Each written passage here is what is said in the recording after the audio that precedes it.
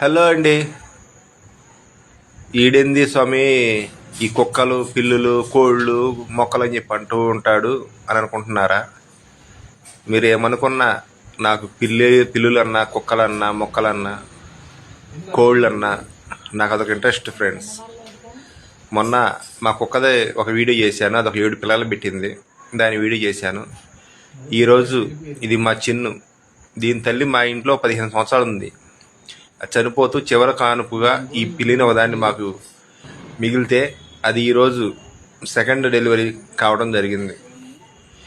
మేము చిన్న ఫంక్షన్ నుండి ఊరిల్లు వచ్చేయడానికి ఇది మా దివాన్ కార్డు మీదనే డెలివరీ చేసింది.